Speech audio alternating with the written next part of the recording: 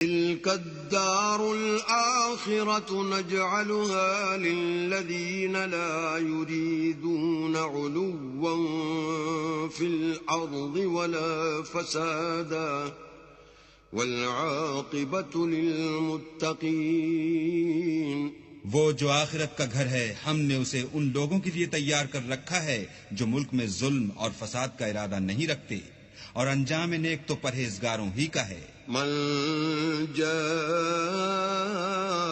بالحسنة فله خير منها ومن جاء بالسيئة فلا يجزى الذين عملوا السيئات إلا ما كانوا يعملون. جو شخص نیکی لے کر آئے گا اس کے لیے اس سے بہتر صلہ موجود ہے، اور جو برائی لائے گا تو جن لوگوں نے برے کام کیے ان کو بدلہ بھی اسی طرح کا ملے گا جس طرح کے وہ کام کرتے تھے. ان الذي فرض عليك القرآن لرادك الى معاد قل ربي اعلم من جاء بالهدى ومن هو في ضلال مبين. اے پیغمبر صلی اللہ علیہ وآلہ وسلم، جس اللہ نے تم پر قرآن کے احکام کو فرض کیا ہے وہ تمہیں بازگشت کی جگہ لوٹا دے گا. کہہ دو کہ میرا پروردگار اس شخص کو بھی خوب جانتا ہے جو ہدایت لے کر آیا اور اس کو بھی جو صریح گمراہی میں ہے.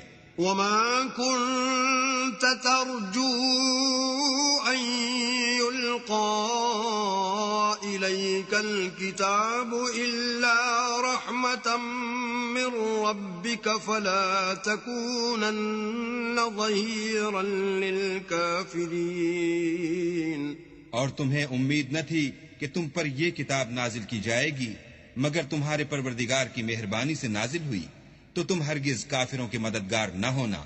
ولا يصدنك عن آيات الله بعد إذ أنزلت إليك وادع إلى ربك ولا تكونن من المشركين. اور وہ تمہیں اللہ کی آیتوں کی تبلیغ سے بعد اس کے کہ وہ تم پر نازل ہو چکی ہیں روک نہ دیں، اور اپنے پروردگار کو پکارتے رہو اور مشرکوں میں ہرگز نہ ہو جیو. ولا تدع مع الله إلها آخر لا إله إلا هو كل شيء هالك إلا وجهه له الحكم وإليه ترجعون. اور اللہ کے ساتھ کسی اور کو معبود سمجھ کر نہ پکارنا، اس کے سوا کوئی معبود نہیں، اس کی ذات پاک کے سوا ہر چیز فنا ہونے والی ہے، اس کا حکم ہے اور اسی کی طرف تم لوٹ کر جاؤ گے.